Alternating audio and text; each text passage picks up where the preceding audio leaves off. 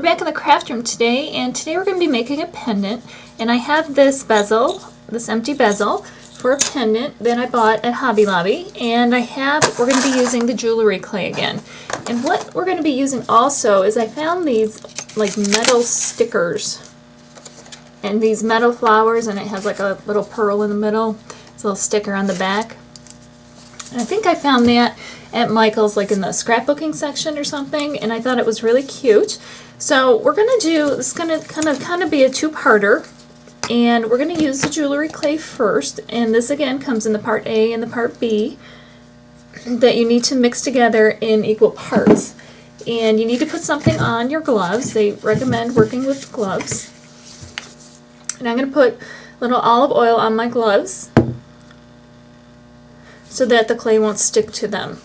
Alright, what you need to do is take equal parts of part A and part B, and they recommend doing this by turning, kind of rolling it into a ball. And then when you have the two equal parts, you want to mix them together. And you want to mix them together until it is a uniform color throughout, so you don't have any stripes of either color. And there's a chemical reaction that takes place that allows this to harden over the next 12 to 24 hours.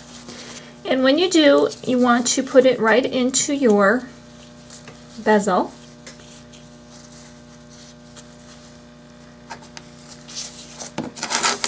And kind of press it down to cover the whole bottom. And the nice thing about this jewelry clay is you do not need to add any additional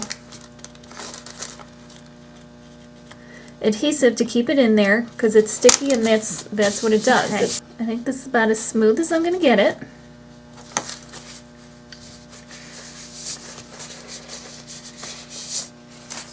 And then I'm going to take one of these flowers and I'm going to put it right in there. And then I'm going to press it down a little bit so the clay will hold on to it. And then what I'm going to do is I'm going to take this green Pearl X pigment, and I'm going to take a paintbrush, dip it in there, and I'm going to put it all over. And this will stick to the jewelry clay.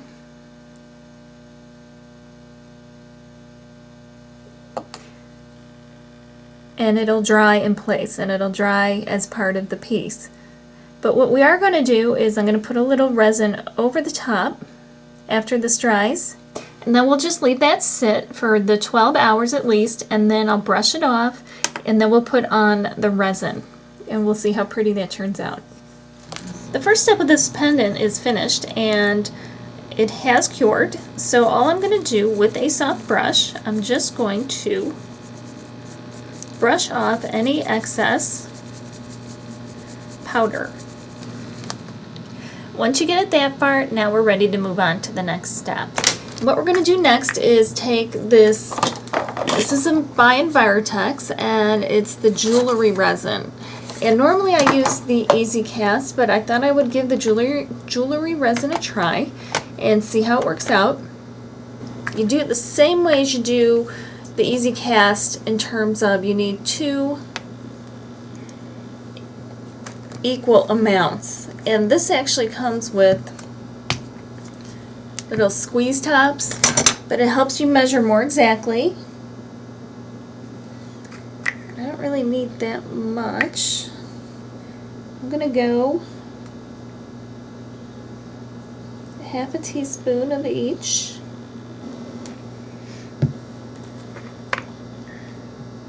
You want to make sure it's properly mixed according to the package directions. Once you have your resin done and it's ready to be poured in here, then go ahead and start pouring it in. And it's going to go under the flower a little bit, and you might get some bubbles, so you just want to be very aware of that. So give it just a little bit of time for the bubbles to rise to the top, and then you can just take a straw and gently blow it over, because you don't want to blow your resin right out of there. I'm going to take a lighter and do a quick swipe over, and it clears most of the bubbles right up. And now we're going to let this sit for 12 hours before we come back. So next morning, and we're back, and here is the finished pendant. The resin has dried, and the powder is all in there, the bubbles are out, and I have a cute pendant that you can wear. I like the metal with the shiny, so I hope you like it. Hope you give it a try. Remember to rate, comment, and subscribe.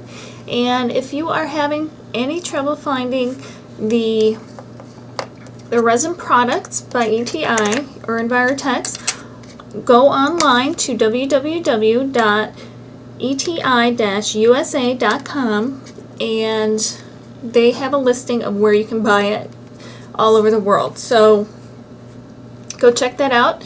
And otherwise, if you're having any questions on any of the projects that I've done, this one or any of the others, go to my website at www.craftclotch.com, and you can click on the tab that says tutorials, and you can scroll through and check out the directions for any of the tutorials that I've done.